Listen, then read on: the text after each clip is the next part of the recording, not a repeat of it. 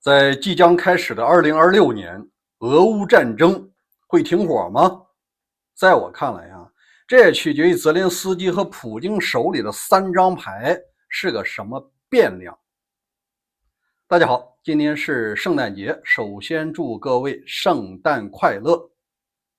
今天啊，这教皇利欧他说了，他感觉到这个圣诞节是非常悲伤的，因为他提出俄乌战争能否在圣诞节期间停火，这个要求啊得到了泽连斯基的拥护赞同，可以，但是啊被普京这个恶魔无情的拒绝了。他的发言人啊说，理由就是不能够给乌克兰提供战争的喘息之机。事实上，今天也会有更多的无人机护轰。咱们作为普通人啊，就来好好聊一下，马上要到来的2026年，这俄乌战争能不能停火？首先呢，我们看一下这两位他们手里的三张牌分别是什么，今年都可能产生哪方面的变量，这是胜负的决定因素。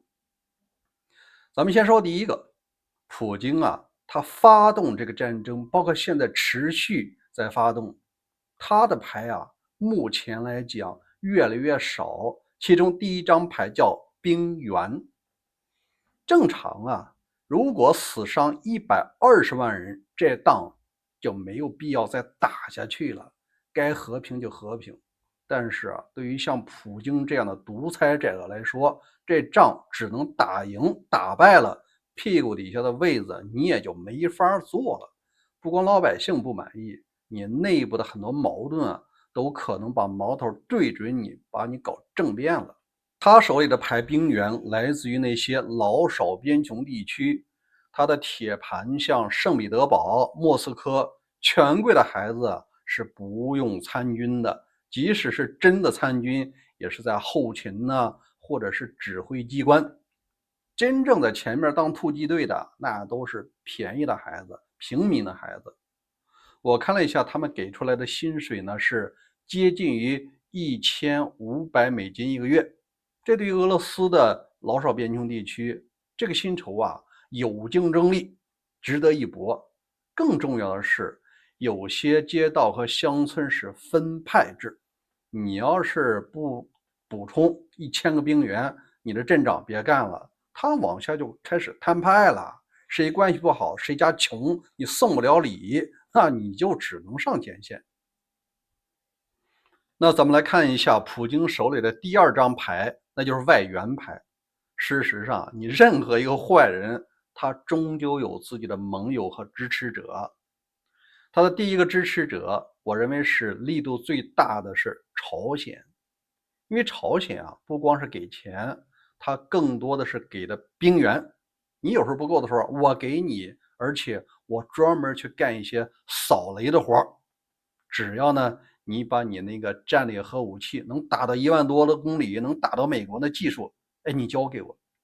第二啊，这两天金三胖又视察了他的战略核潜艇部队，那潜艇确实挺大的，那里边那核反应堆他自己是造不出来的，是无法做到小型化的，那他100%啊是普大帝给他的，人家换了2万多人啊，值。第二个外援啊，就是印度、中国在持续购买它的原油。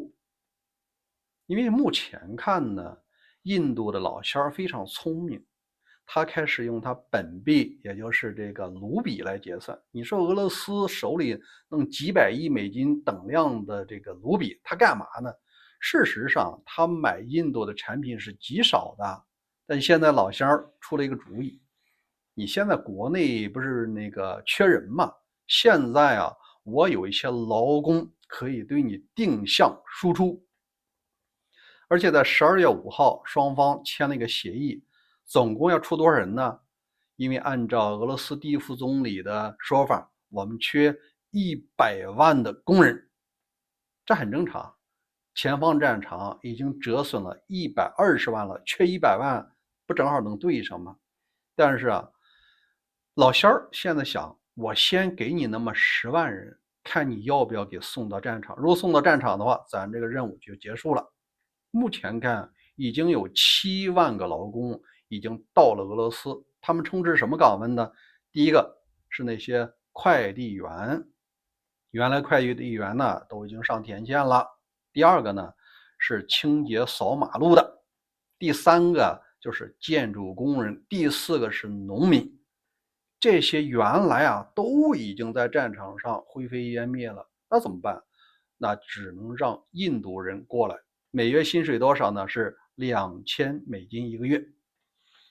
事实上，他支付的就是当地的卢比。那你说这老乡多聪明，我既拿了俄罗斯的原油，又解决了自己的就业问题，而且他特地防止这大帝把他的民众送到前线，而且实行了集中管理，这个非常像中国的劳派遣，活你干，每天晚上你必须来我这儿报到。那第三个，事实上就是中国的支持。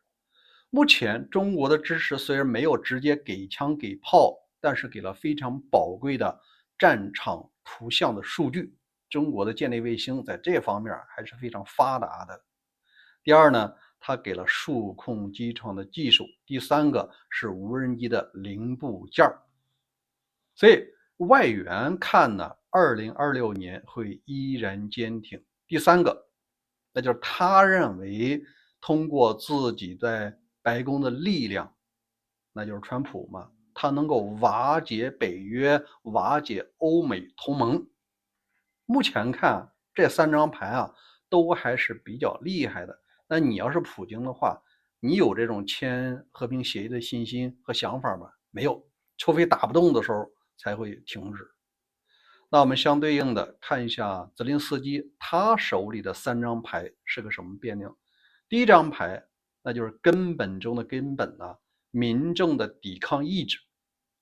如果说老百姓厌倦了战争，不愿意再打，你领袖再想扛也是没有意义的。目前看乌克兰民众好样的，他们的抵抗意志依然强大。最近做过一次民调，是否会接受割地求和？70%的人决定我们要自己打，即使没有美国武器和情报的支持，我们也要给他干，为了子孙后代的安宁、尊严和自由。在这儿我们看到有一个60多岁的老爷爷，他呢是乌克兰一个装甲车的司机。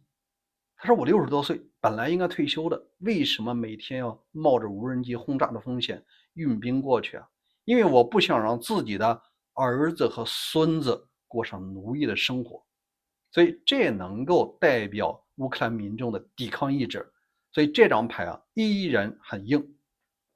第二张牌那就是欧洲给了900亿欧元的一个援助，虽然说以贷款的形式，但是这个钱通常在战后从这个俄罗斯的冻结款项中支付的。所以既然有钱了，能买武器，能买装备，能买信息，这个仗就能够持续的打下去。再加上这个欧洲的防务自主，它要觉醒。如果要共同抵抗俄罗斯，你必然要给一些真东西。所以说，昨天暴风阴影导弹轰炸了俄罗斯内陆地区的一个炼油厂，这个就是英国实打实的支持。暴风阴影不再设限制了。第三个就是美国对乌克兰的持续支持。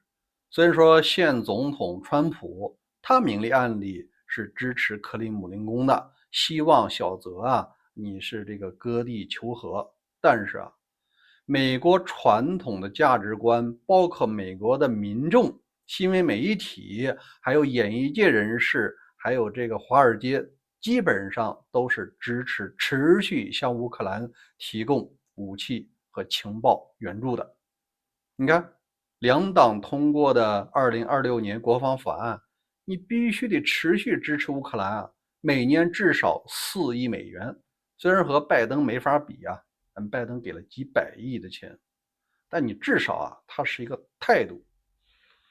这就是股神巴菲特的儿子，现在依然在前线和抗日的将士们一起过圣诞节。他不光是做了一个姿态，另外呢，他也捐了200辆的装甲运兵车，专门负责运送人员，包括对民众进行疏散。说明无论是华尔街还是这些富豪，他也清楚，如果像普京这样的人得势，最终仍然威胁的是美国的利益。所以川普他想要配合克里姆林宫，也会受到一定的制约。咱们横向来看，2026年双方手里的牌依然坚挺，那最终谁会赢呢？我认为有一个特别大的因素，那就是欧洲防务自主可能会成为未来决定性的因素。这打仗除了打信心之外，那就是真金白银，那就是真枪实弹。如果武器攻上，我相信即使没有美国，乌克兰也一定会赢得胜利。但是2026年也许是见分晓的时候，最终的停战可能会到了2027年了。关于这件事儿，您怎么看？欢迎在留言区留言。另外，我昨天的节目讲到，中国部署了100枚的洲际弹道导弹，这井盖都打开了，特地让美国的卫星拍下来，这说明它的核威慑已经常态化了。那它目的是什么呢？如果您感兴趣，请关注大卫军情局，咱们每天都有更新，也欢迎您打开小铃铛，明天第一时间咱们再会。